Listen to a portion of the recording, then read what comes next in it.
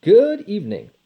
I wanted to do a quick, just a couple minute video to introduce myself, let you know what kind of content that I'm going to be doing videos on. My name is Cody. I am I'll say still brand new investor, trader, depending on what circles you get into. People get really offended if you sell even a single share of stock and call yourself an investor. If you're an investor, you ought to hang on to those stocks no matter what. Well, I mean, people get caught up in that, but I have stocks that I trade on a daily basis. I don't do much day trading. I'm more of a swing trader. I'll hold on to the stock for a couple days before I sell it out. Um, but I do have probably 50% of my portfolio that I hang on to that is a true investment that I'm looking for growth. Uh, but basically, what I'm going to do, just kind of do some videos to break down where we're at week to week, where I started.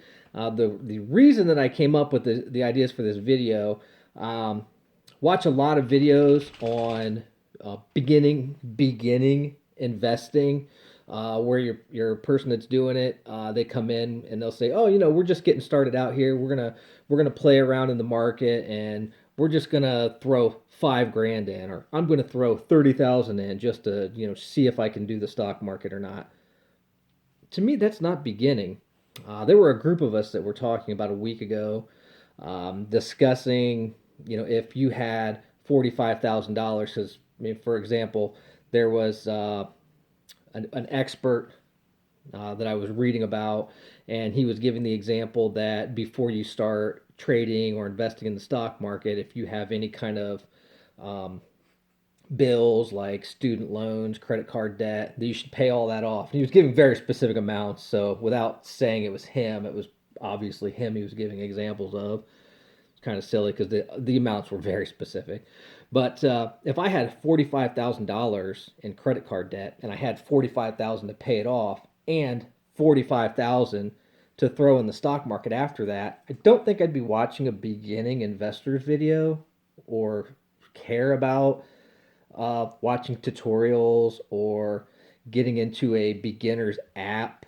I would probably have an actual broker or a financial advisor that I was paying to make these trades for me and to basically tell me what I should be investing in. I don't think I'd be downloading a Robinhood app for free, worrying about free trades if I had, basically at the end of the day over $100,000 sitting around. And that's where these videos are going to come into play. Is I wanted something for the average person that's working a full time job.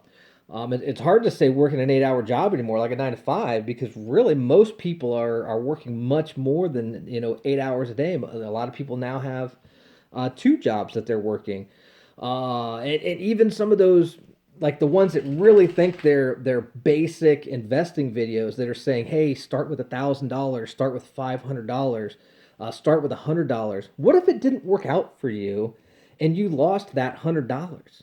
I mean, that's a good chunk of your rent. I mean, that's enough to cover all your groceries for the week and probably more. That's a bill payment. So what I wanted to emphasize in these videos was, to use one of these free apps. There's a lot of them out there. I personally use Robinhood. That's what I'm going to talk about in my videos, is the Robinhood app.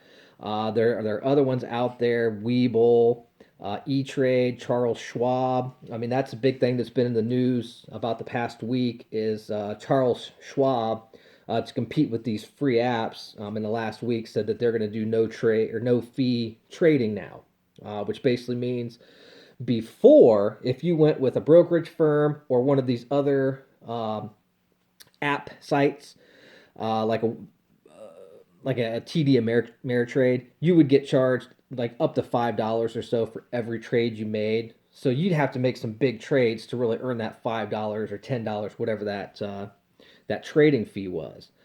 So to compete with that, Robinhood and Webull being free, Charles Schwab said, "Hey, starting Monday, there's no longer going to be fees for our trades," and that started a trend where TD Ameritrade, E-Trade, all of them said they were dropping their fees to basically keep up with Charles Schwab. Actually, a lot of people thought that was going to be the end of Robinhood after that because it's kind of the only thing they had to compete with at the time because they are a very basic site. And that's something I'll talk about in later videos. I don't want to get too in depth with it, but basically, it's a very basic app.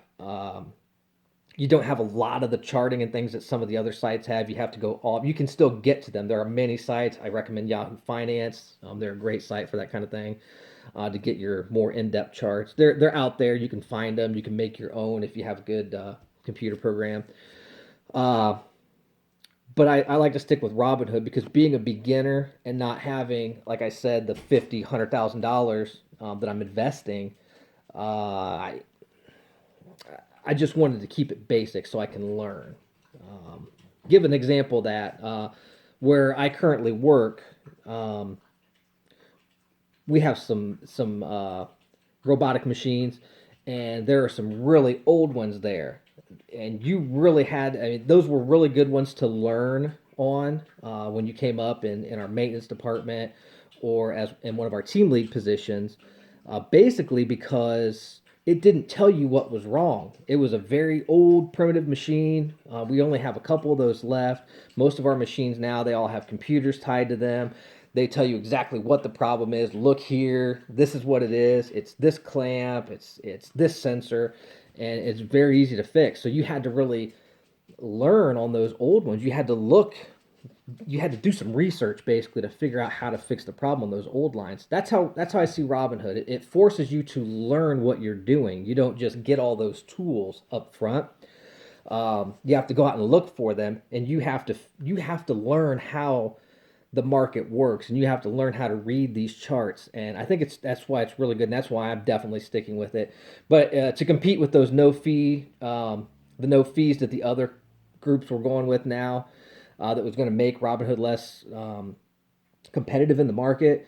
What they did is they're coming out with a cash management system. Again, I'm not going to get into real big detail with that, but it's nice. Basically, what it does is at the end of the day, if you have $15 in your Robinhood account that you don't have invested into any stocks, you don't have them tied up in any positions.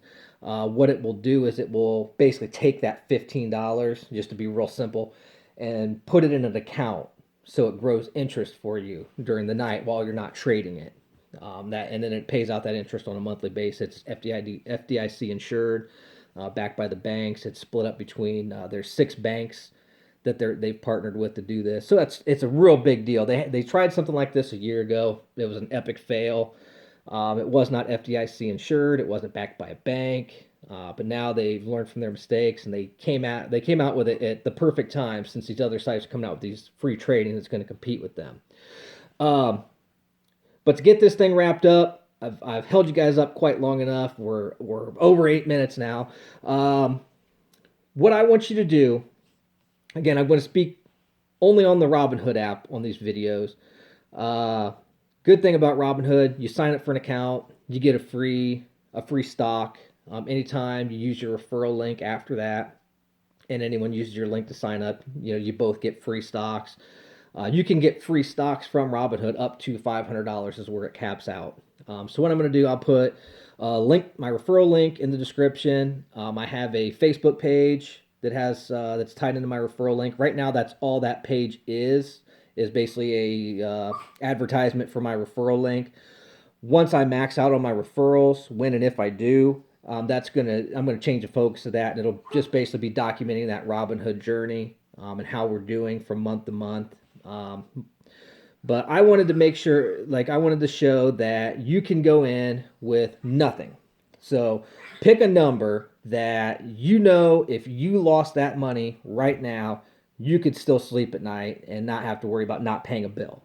For me, it was $30. So it's just like playing the lottery. If I wanted to spend $30 in a week or a month playing the lottery, I know I'm probably not going to get anything back on that unless I do some scratch offs or whatever. But I could live with that amount. So that's what I put into my Robinhood account. That's what I got started with. I started with that a month ago. You can see that here, beginning of September. I put my $30 in there. I bought 2 stocks with that $30, got my free one at the bottom. I have since sold that free one. It was fluctuating too much in price, it was making me nervous. So, um, but I did that after a week. I did get a little bit of a gain there. wasn't too crazy, but I did go basically from that initial $30 that I put into it personally. By the end of my first week of trading, I was up $9.45. Now, granted, part of that was because I did get a free app, or not app, but a free stock from Robinhood, and that's just another way you can kind of grow that account. But my goal was I wanted to show that at the end of 1 month, I could double that money. Now, that's not something that you're going to be able to do consistently. I mean, really, really good traders and investors, it's less than 1% a day or a week, depending on how much they're trading and buying and selling and putting in every week. But some of them can get up to 1 or 2%, but realistically, you want to try to grow about a half to a full percent every day or every week, kind of whatever you set that at. My goal, again, for that end of that first month of trading, I wanted to double my money. And then again, with the referrals that I got, a few free stocks here and there, getting in and out of some positions throughout the month, I was able to double my money.